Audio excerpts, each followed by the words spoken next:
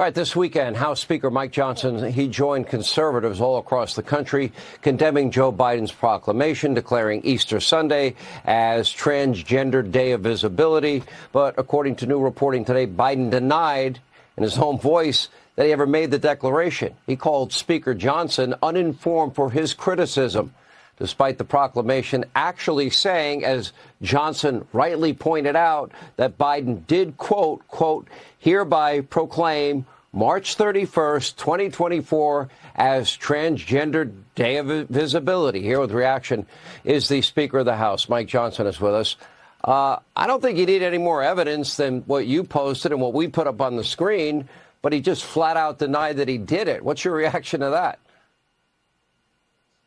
Well, it's his own signature on the document. That's why we posted it. The evidence speaks for itself, as we used to say in the courtroom. But look, it's highly possible that he doesn't even know what he's signing, Sean. I mean, that might be even more alarming. But I think this episode highlights what your two previous guests have already said. I think Vivek and Laura said it very well. This election is about showing the contrast between these two visions for America. And this proclamation on Easter Sunday is just a great example of that. This radical leftist progressive vision for the country is not who we are as Americans. And I think most of the country agrees with us, Sean. And I think that's why we're going to have a very successful election in November.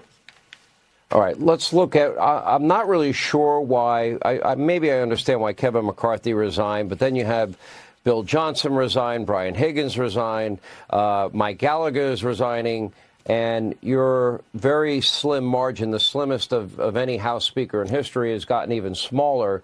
And look, I feel the same frustration that many other conservatives feel, and that is that they want the Republican majority, united on certain principles like, okay, securing the border and balancing the budget, those two things. But you can't get that consensus. Now, it has now resulted in Marjorie Taylor Greene threatening a motion to vacate. You apparently have been in conversations with her. What is the standing of that? Yeah, Marjorie and I are going to talk again this week. She's frustrated, and we all are, to your point. Every conservative is frustrated about our current position. We have the smallest majority in U.S. history. We have a one-vote margin right now. So it's very difficult to move big things up the field for our principles. But here's how we're going to do it, Sean. It's a very simple formula. We will grow the majority in November. We'll win back the Senate, and Donald Trump will be returned to the White House. If we do a couple of simple things, we have to show what we're for. That's what Vivek was saying earlier. He's exactly right. That's what we've been saying. I talk a lot about the 7 core principles of American conservatism. It's individual freedom, limited government, the rule of law, peace through strength, fiscal responsibility, free markets, human dignity. These are the things that made America the most exceptional nation in the history of the world. We're for those foundational principles, and the Democrats, the progressives, are not. So we got to talk about what we're for, and also, to your point, we've got to unify. When you have such a small majority, if the Republicans will stand together, we have much better, obviously, negotiation strength when we're dealing with Democrats in the Senate and a Democrat in the White House. And finally, we've got to move our conservative agenda, at least incrementally. And we can do that. We can show the American people we can fight on these things. Look, we're for standing up to China and securing the border and protecting American jobs and unleashing American energy and changing the budgeting and spending habits of Washington. But it takes every single Republican in the House to stand together to do that. And I think now people feel the gravity and the weight of this, the importance of it. And I think we're going to do that in the days ahead. It's a long time to November, but it'll be here before you know it, and it can't get here soon enough. All right, let's talk about the status with Marjorie Taylor Greene. And Frank, I'm going to be very frank. I understand her frustration. I understand Chip Roy's frustration, sure. Freedom Caucus members' frustration. If I had to guess, you share it. Now, my understanding is that there were 40 or 50 Republicans that would not go along with the Republican plan to fight back and stay united. Was the number really that high? And what is the status of your discussions with Marjorie?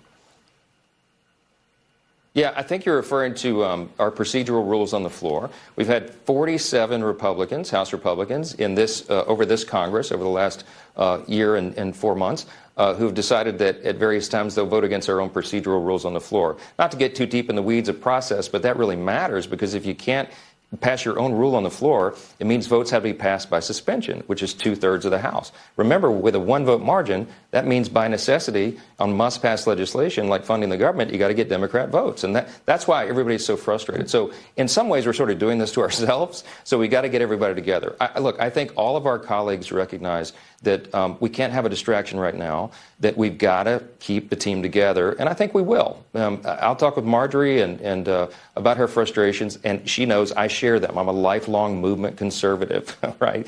We want to do big things, and we're going to fight every single day with every inch of ground that we can for the American people, for what they want. And when we're delivered a bigger majority in November, which we will be, Senate, White House returned, we're going to turn this thing 180 degrees, and we can fix all these problems. And we got to show the American people that we're willing to do that.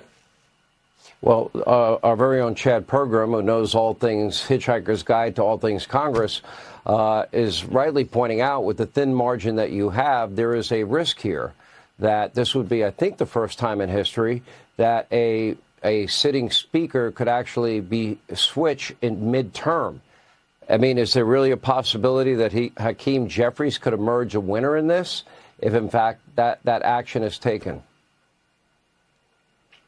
Look, that's a risk, but I don't think that's going to happen. Marjorie filed a motion to vacate not in a privileged form, which means it doesn't come up automatically. She's trying to send a message. I respect the message. I share her frustration about the process. But the way for us to fix that is to grow the House majority. And the way to do that is to stand united together on the agenda going forward. So we're going to have everybody working together. We'll work on consensus and keep this team. Marjorie knows how the stakes are, how high the stakes are for the country. We all do.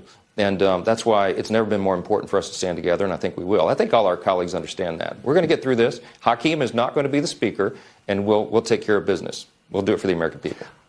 So I think the big takeaway for me is that I think we need more conservatives in the Republican Party elected to the House, number one. Number two, I think the small majority has to stick together. I wouldn't want your job. I've had at-length discussions with former Speaker Newt Gingrich about this very issue. And to be honest, I mean, he says it's almost job impossible at this point because you have varying factions within your coalition. In your majority, that is very slim, and unless everybody agrees, you can't really accomplish the things you want to accomplish. Now, I say that to the American people because they need to be aware that House elections really matter, and the size of a majority really matters. If you have a 30-seat majority, you get a lot more done than you can with, a 3-seat majority or a 2-seat majority, whatever it ends up being in the end. So I think that's very critical. Tell us about the efforts that you will be involved in to help elect Republican House members. Yeah, that's great, Sean. You're exactly right. GrowTheMajority.com. Let me throw the website in. I'm traveling right now. I'm in Arizona tonight. I've been all around the country traveling nonstop, 23 states so far. We've recruited strong conservative candidates who can help us turn this mess around, and they're running very strong. We're going to win this election cycle. We're going to have a comfortable margin. Even the pollsters are saying that now. But we got to stick together and get this through the finish line. We'll finish strong for the people. We'll keep fighting every single day. And we appreciate you keeping everybody informed. All right, Speaker Johnson, thanks for being with us. We appreciate it. I hope you can work this out with Congresswoman Green.